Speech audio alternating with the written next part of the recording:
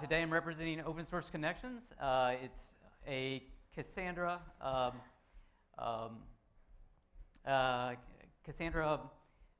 we do a lot of work in the Cassandra ecosystem, and we are DataStax partners, and also a lot of other stuff in big data and search in general. So we've got a footprint in Solr and a little bit in Elasticsearch, Kafka perhaps. So a lot of different stuff.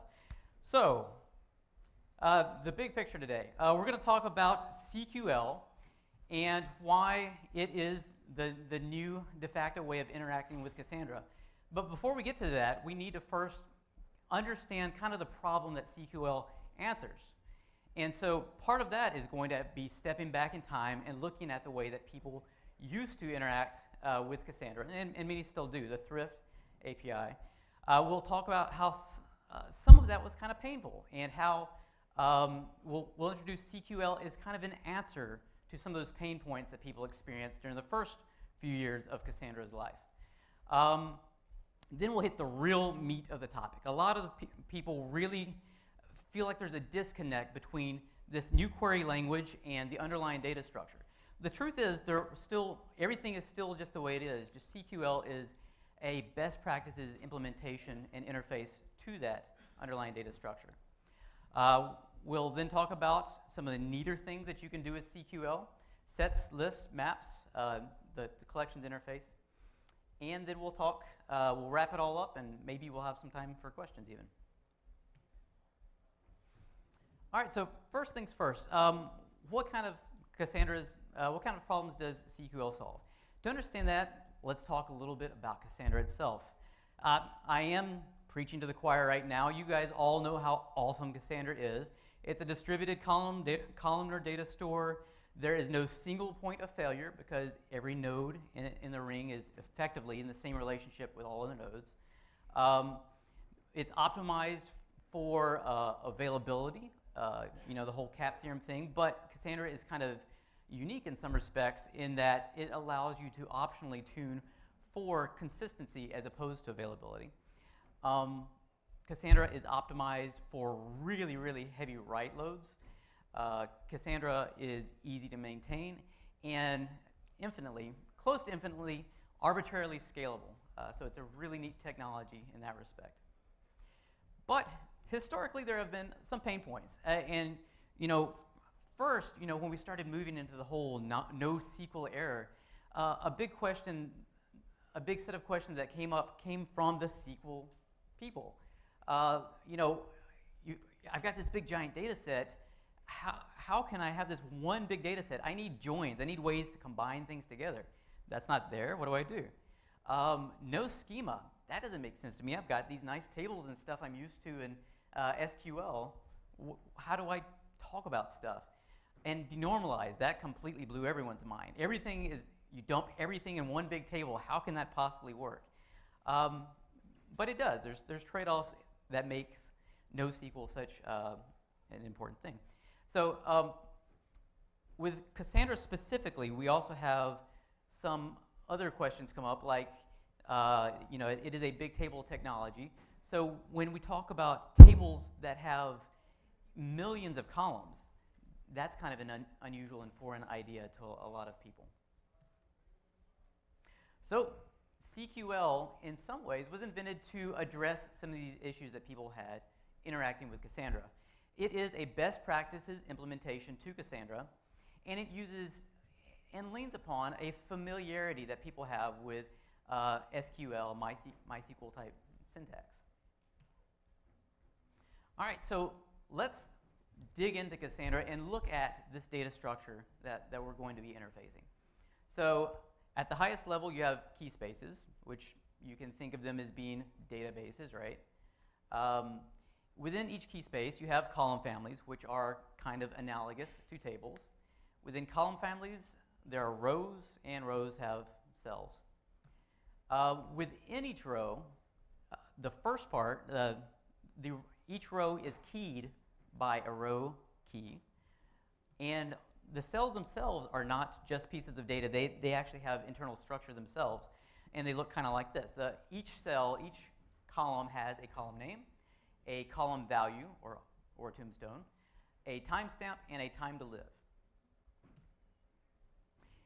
All of these things, row keys, column names, column values, are typed, so they can be all the typical things that you would think about with Java programming language types, ints, floats, strings, et cetera, et cetera, et cetera. But columns have an extra structure on top of that. Column names understand their ordering. And this is going to be important. Column names actually have an order, whereas row keys only have an understanding of partitioning. So with columns, you can know what a range of columns is. With row keys, you can't. You can just know which box a row is going to be on based on the partitioning.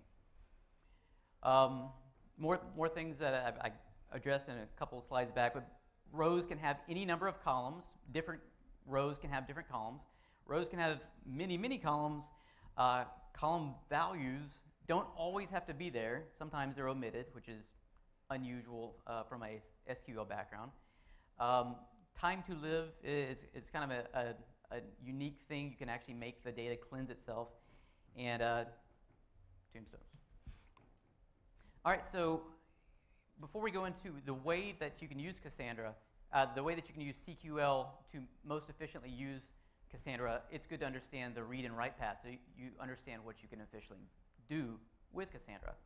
And the write path is super straightforward. You basically do two things. You got data, you drop it in the mem table, and you drop it in the commit log, and you're done. And this is what makes Cassandra so fast. The mem table, it's a neat data structure. Make sure you look it up on Wikipedia. I'm a data structures geek. It's a skip list, which is like a linked list on steroids. So it's really fast in RAM. All the lookups like order login. And the commit log is usually spinning media, but it's always appending to the end. So you can get actually transfer rates to the commit log that are in the order of accessing RAM at best conditions, which is pretty phenomenal. So Cassandra does a kind of unusual thing. It actually blocks on CPU during writes before it blocks on I/O at times, which is pretty phenomenal. Now writes, on the other hand, gets a little bit more complicated. Our optimizations into the write path comes back, and we have to be a little bit more complicated during the read path. If I want to retrieve something, the first place I look is in memory, in the mem table. And if I'm lucky enough to have found the thing I want in the mem table, I'm done. I can go back. But if not, then I go further. If you're using a row cache, which is not necessarily advisable these days, but if you're using a row cache and the information happens to be in the row cache, good to go, you can go back. If not, then you got to hit the Bloom filter, which is another neat data structure. It will tell you whether or not you have to go to disk for this row. And it's a really minimal data structure, but the key here is the trade-off for it being such a compact data structure is sometimes it lies. So it will tell you, if it says you do not have to go to disk, then you can rest assured it is telling you the truth. But if it says you have to go to disk to get the rest of this information, sometimes he's fudging a little bit. But you can tune that by making the Bloom filter larger or smaller. After that, we go to one final in-memory lookup, the key cache. That tells us right where to look in the SS tables.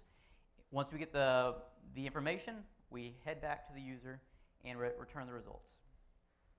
So the thing to remember here is that Cassandra is really fast at looking up a row because of the partitioning strategy, and it's really fast at retrieving an element or retrieving a slice of these long internal rows. But there are some pain points involved here. So in the next few slides, we're going to talk about a Twitter example. It's kind of a cheesy little example, but it serves to point out the issues. How would I re-implement Twitter with Cassandra to back it? So I imagine that I have a column family called tweets. And maybe all the rows inside the column family would be the names of the person that are making the tweets. The column names can be dates, and the values themselves could actually be the tweet information. So using, I don't know if you guys have ever played around with the old Cassandra CLI, but using the old Cassandra CLI, we would do something that looks about like this. I would I make a tweet in the morning. Wonderful morning, the coffee is great. I go to the tweet table, John Berryman row, that time, and put that information. I've got a couple more tweets, just like that. And slowly I'm building up my fake Twitter. And when I want to pull back all the tweets that I've ever made, it's a pretty efficient lookup. I just go get that row out of Cassandra, and I've got all the tweets I've ever made. But it shows you one pain point that people had. When working with Cassandra and directly touching the data structure like this, how do you know what the types are just by looking at it? I mean, sure, you can know that they're strings or they're integers or something like that, but how do I really know that this is always supposed to be a username in the row key? And how do I know it's always a date in this exact format in the column name and a string in the value? How do I know what those really mean? There's no schema. And so if one thing that the whole NoSQL movement has taught me over the past 5 years is the no schema thing is kind of a lie. Your schema is hiding somewhere. If it's not in one central location that you can look at, then it's hiding throughout your code. And the best way to understand your schema is to go back and read through code, which is hopefully internally consistent. So that's pain point number one. To make things a little bit more complicated, instead of just looking at my tweets, I'm also interested in what all you guys are tweeting too. So I'm going to introduce the new idea of a timeline, which has my name is the row value, row key, but also it's got to do something a little bit different because it's got a lot of more information that it has to keep in it. Not only do I need to know what you guys tweeted, when you tweeted, but there's a lot of you in the audience, and I need to keep up with all that stuff too. So the next problem I pose to you, and maybe be thinking through this as I talk about it, is how would you encode that with this data structure that we've presented so far? All right, so I've got a few slides to go over this. The first one I've entitled Bad Option Number 1, and I'll show you why. Let's do it this way. Instead of just having one column family, just for my timeline, which is not going to make much sense, let's do a column family that keeps track of who the tweets are from, and a column family that keeps track of the text of the tweets themselves. In that case, if Software Doug tweeted to me, then in the timeline from column family, I would go to the row associated with John. I would go to the time associated with Software Doug's tweet, and the value would be Software Doug, my buddy. And then parallel to that, I have another column family called timeline text, where I go to the exact same time, and instead of putting his name, I put the contents of his tweet. Seems a little crufty, right? So if I wanted to retrieve back my timeline, I could do 2 requests to pull back the timeline from the timeline text, but that is the pain point. You've got to do multiple queries, and I'm lucky here because there's only 2 things I'm pretending to keep up with right now. But what if there's lots of stuff? You could have lots of rows come back, and then you've got to do this weird shuffling thing in the client, I guess, to put it all back together. This is definitely not the way you want to go. Bad option number 2. Maybe it's easy if I can just use a big JSON blob as the value. So go to the timeline column family, just one column family this time. Go to the John Berryman row, go to the date, and just put a JSON structure, Software Doug said this. That's pretty easy. And it solves the problem from last time. I only have to make one request to find the information. But there's a pain point.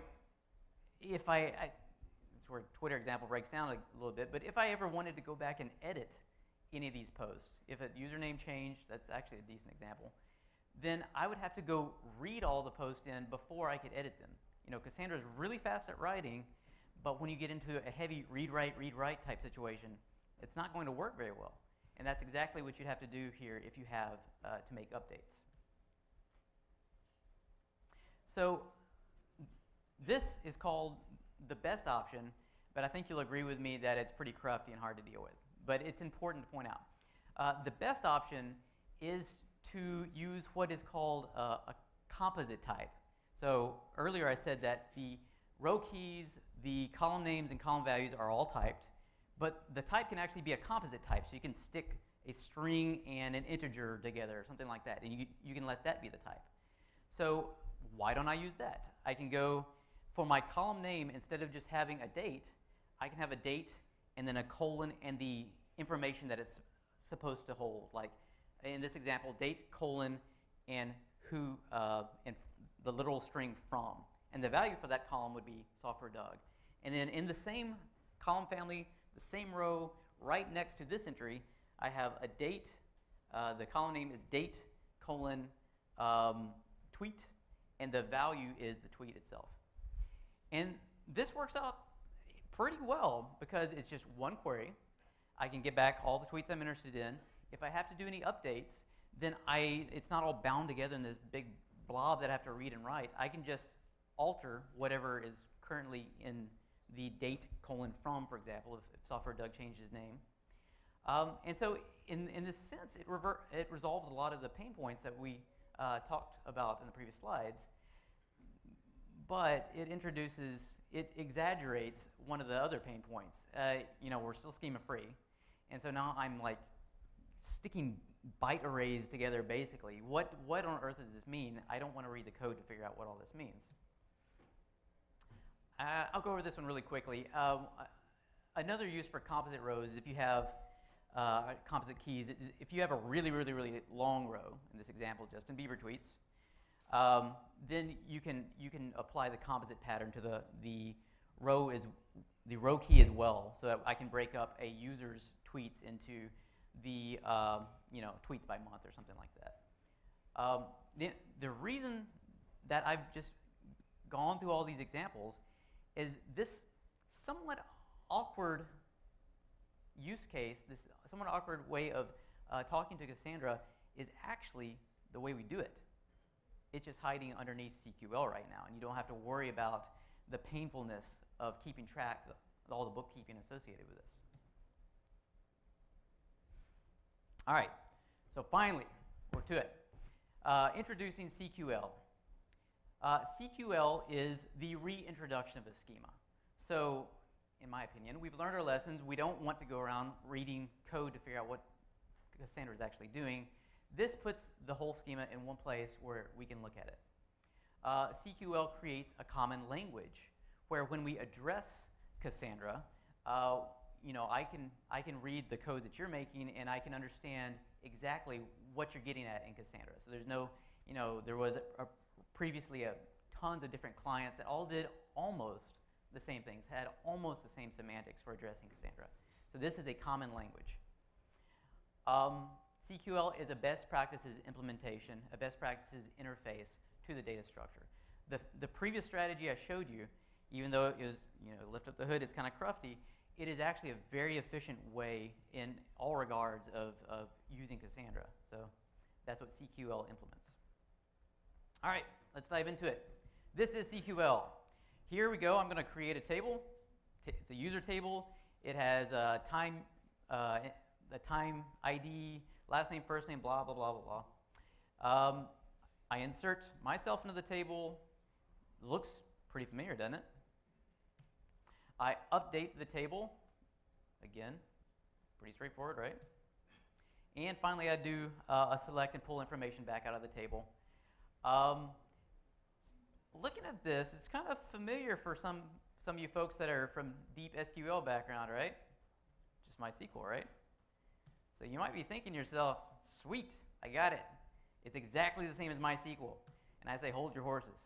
There's some important differences that are kind of hidden underneath this. So while it is good to lean upon the familiarity of CQL, always be able to look at the abstraction and be able to understand just a little bit what's going on underneath. This will help your usage out quite a bit. And so the more astute Cassandra people might say, wait. We used to have these long rows. What happened to all those long rows? We're just talking about these little rows now. It looks just like MySQL again. And the truth is, those long rows are still there. We're still addressing the same Cassandra underlying data structure, but the way we're addressing it has now been kind of reformed by CQL. So we'll get into how the syntax here maps to the underlying structure in Cassandra. But as we do this, keep in mind these 3 points. One, Cassandra is really fast at finding a row. It knows the partitioning, it knows which box to go to find a row. Cassandra is really fast at pulling a slice out of a row because it's got the clustering key, it's got the sorting of those column names. Cassandra does not do scans of rows. I mean, you could really, really coerce it to if you wanted to, but Cassandra is not designed to be optimal at any sense of ordering by rows. It just doesn't do that. All right, so right now we're going to get into the CQL Cassandra mapping. I'm going to follow roughly the same pattern for the next few slides. In the top left, I'm going to show CQL syntax. In the top right, I'm going to show some data presented as if it was in a CQL table, like you get back from a select statement. And in the bottom, I'm going to show the Cassandra internal data structures. And in the conversation going forward, when I'm talking about CQL rows, I'll say CQL rows. And when I'm talking about the internal data structure, I'll say, the internal data structure. So this one's the easiest case. Let's look at this first. One moment. Left my water down here. I'm thirsty. All right, so easiest case is I'm creating a table of employees. The primary key is their name, there's an age, and there's a role. Just a simple example. And I start putting data into it. So in this case, I have two examples. John, my age, I'm a developer, and Eric, age, and he's the CEO. And internally, that's what you got. So this is a little bit deceiving, so let's actually look a little bit deeper into this right here. It looks at the first case as if we've got two rows in CQL and two rows in the internal data structure, which is true, but all of the fields over here are not really fields here. In the internal data structure, look, the primary key has been defined to be the name column. So whatever is in the CQL name column corresponds to the row key in the internal structure. So John and Eric are actually a very different type of thing than the information you see in the fields themselves in those internal structures. Whatever is on the primary key becomes the internal row key. And whatever is not in the primary key ends up becoming the data that is filling up the rest of the table. So this is the simplest example. All right, let's make things a little bit more complicated. In this case, we say there's more than one company. There might be several companies, and the primary key is now a composite key with the first element being the company and the second element being the name. So in this case, I'll fill up quite a bit more data. We have two companies involved here, OSC, the company I'm representing today, and RKG. We have several different employees. And what do you think this is going to look like when we go to the Cassandra internal data structure? Two rows, only two. Is that surprising to anybody? The way it works, everything has to do with the CQL primary key. That's what you need to look at. With a primary key, the first element always corresponds to the row key of the internal data structure. It's called the partitioning key. And whatever is after the first part of this primary key in CQL corresponds to the clustering key. It's called the clustering key. It corresponds to the sorted column names. So in this case, we have two rows because in the company column, we only have two unique, distinct entities. And I guess a little aside, you've noticed I've color-coded everything. So that corresponds to the internal and CQL representation. So when you go back and look at this, that might be able to help you understand kind of how things are mapped out. So the first part of the primary key is the row key. The second part of the primary key becomes part of the name, the column name on the internal data structure. So at the bottom, you can see that the names are all prefixed with people's names, Eric colon age, Eric colon role, John colon age, John colon row. And this way we can quickly scan through a row and you can look up all of the people that work at a particular company in alphabetical order. So think about what is efficient here.